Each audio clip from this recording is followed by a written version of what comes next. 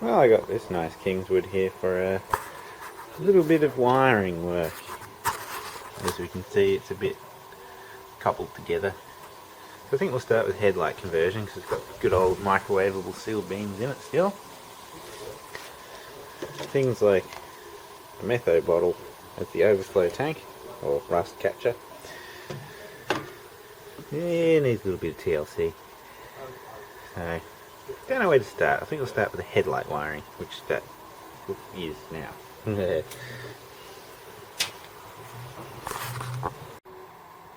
Well, we're getting somewhere. Brian's put some relays in for me. He's such a good little helper. Got a fuse holder there. It's got no headlight wiring at the moment at all. So we'll cut back to there. So we'll just get all the lights and indicators working and then we'll do some more another day. Which will probably be tomorrow. Well, we've done some wiring and the headlights work. But pretty late at night now, so I'll show the wiring tomorrow. I've got to tidy it up a bit. We're going to try and start this thing quietly at night. I think it's what? Yeah, at 3 or 4 in the morning. There's the exhaust pipe. Let's see if it'll actually start or not. Yeah, alright.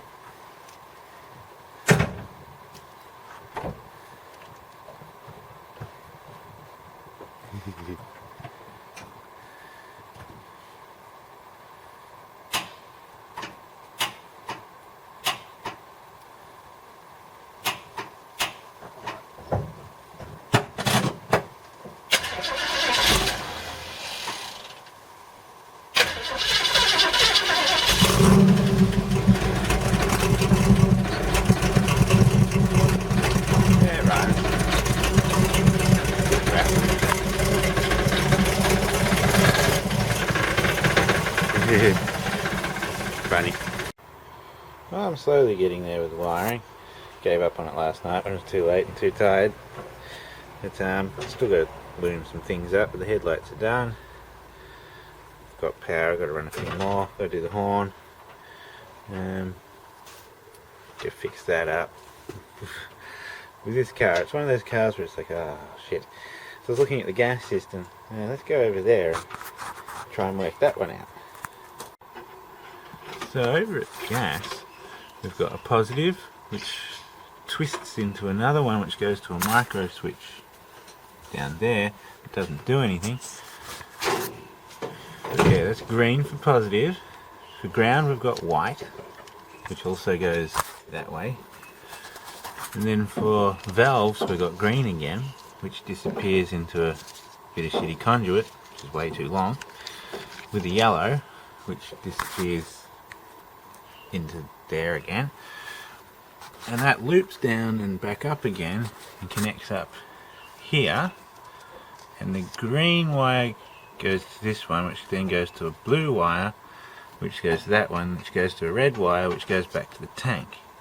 And then we've got the yellow wire which connects to a black wire, which also goes to the tank. And then we've got a white wire which is nice and tight, which is an earth. But we've got a black wire for an earth as well. Yeah, this is fun and confusing. And then, yeah, it's just where to start with this one. And then we've got a yellow wire here which goes to a white wire which plugs into that. Yeah. And then we've got this exciting little mess, which we've got a white wire which goes to a red wire, which goes to a white wire, which goes to a green wire, which goes to a fuse, which goes to a red wire. Okay then. Fascinating. This is going to be fun. Well, here's the gas switch, which is fairly useless because the car's on gas only, so it's kind of pointless.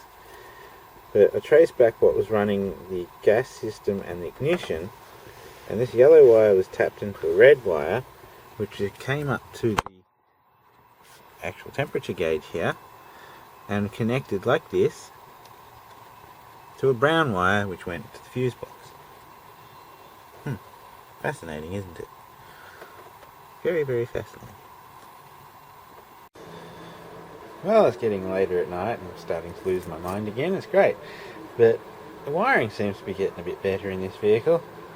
We have some more relays running things like ignition, starter, horn, headlights. Pretty much had to rewire everything in this fucking car. It's getting there. I'll be back tomorrow for some more. We've got to get it running so it can go away for the night. But the gas system's looking a little more healthy. I'm just going to run one more set of wires to the actual valves there, the solenoids on them. That looks pretty. Got to connect the wiper motor and the washers. But the ignition's wired up now, so that should work. And it's got its own little relay, so it doesn't run through a twisted wire on the temperature gauge anymore. Oh yes, it should work better. There's a switch in the dash just to turn the gas on and off now. That's also good, instead of some weird thing out of a Falcon, which didn't really work. So, yeah, getting there.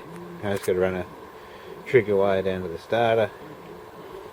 Yeah, and then go play in the cabin after I do the gas. Yay, la la la. Brian, Brian, oh little Brian. Well, there we go, I got Brian to put together the starter trigger circuit and put a few zip ties around. That's nice and pretty now. So, yes. Thanks, Brian. Alright, I seem to be done for tonight. I still want to do the alternator wire, that'll happen tomorrow. Connect up the pump for the tilt tray. Brian's happy down some relays. The gas system's looking much neater now, even though I didn't change the white earth wire to it. Might do that tomorrow. And got to connect up the fuel gauge, that's that black one just hanging now. And run zip ties everywhere and fix up that bit there. But it's getting there, it's better than it was. So, just need to neaten it all up. So, but now she'll test to see if it starts and then turns off. Because now I've got the ignition running through the relay, and if I get backfeed from the charge light, it could be enough to trigger that relay and continue having the engine run. But we'll find out. I've got the gas system rigged into the same wire that triggers the relay, so that should be enough of a power draw to cut it out. So, yeah, fun and games.